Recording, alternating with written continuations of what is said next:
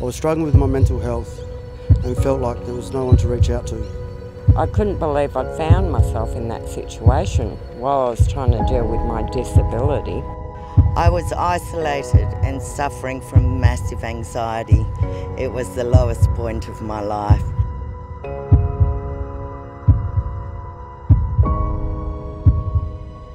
About 8 years ago, I was training for an ultramarathon, and while I was running along the street, I'd pass homeless people and wondered to myself, if I can feel this good when I run, why can't they? And the truth was, they could. All they needed was a pair of shoes. So there is a shirt, on my feet shirt and a pair of socks. Well done. Yeah? Okay.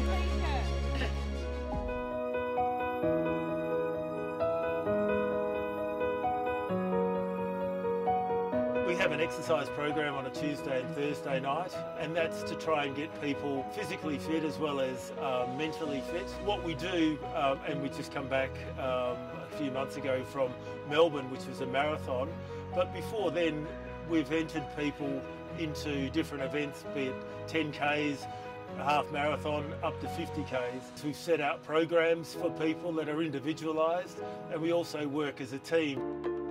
Get started tonight, guys. We're just going to do a warm-up lap, then we'll get into some warm-up drills. After that, we'll kick on with some intervals and we'll finish up the night with some stretching. So whatever you're comfortable with, walking or running, do whatever you're down for.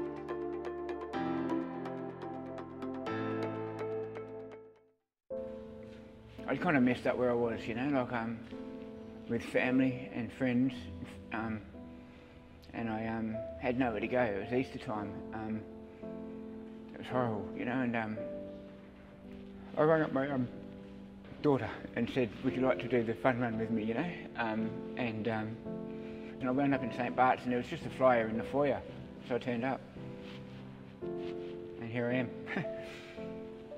Never thought I'd find a place where I belonged, and that's what this is. This place has given me a space to heal, a space to grow, and to find out that I am more than what everyone thought I was. I am someone that is able to be a spokesperson for other people. It gave me a family to belong to, and they are the place I call home.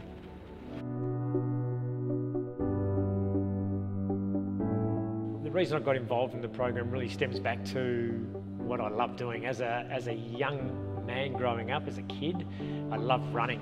So I just have an absolute belief of how much relaxation, enjoyment and sense of fulfilment it gives you when you've set yourself a target to get out for a run and you get out and achieve it.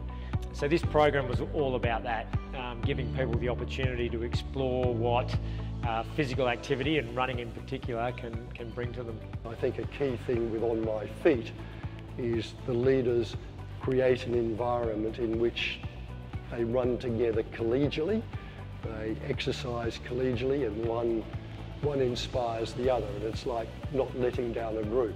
I'll go because the others will be disappointed if I don't.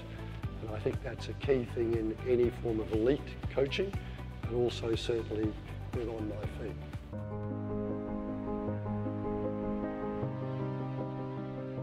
In my early 40s, I was diagnosed with a rare brain disease called cervical dystonia.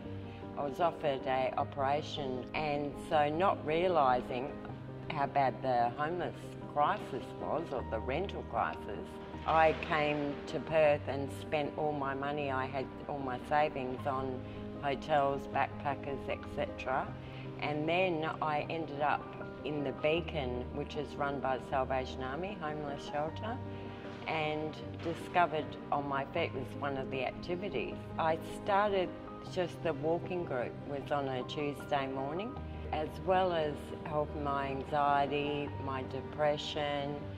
I started to get fitter and was invited to come along to the training, which is on Tuesday and Thursday evenings, and then started doing runs on Sundays. And it's just the whole community, everyone is beautiful. They have taken me in, it's like one big family. It's amazing. I became homeless through domestic violence. So my ex-husband nearly killed me, but I survived. I wasn't mentally as strong then as I am now, just through the support and things. So when I first started, it was like, 20 metres, or you just run pole to pole. But you always had a volunteer with you, encouraging you. And then we built up to 5Ks, etc., etc. My dog is my protector. They just made him part of the family, and he's like the little mascot now. On my feet, they're just a family. They're just beautiful, you know. We're so blessed to have such great volunteers that genuinely care for us, you know, through the highs and lows. I believe you make a living out of what you get, but a life out of what you give. And I also think that a society should be measured by how it looks after its most vulnerable. It's been not only very enriching, but also a very rewarding experience to be able to have the privilege to serve those Australians who, often through no fault of their own, find themselves in very challenging circumstances.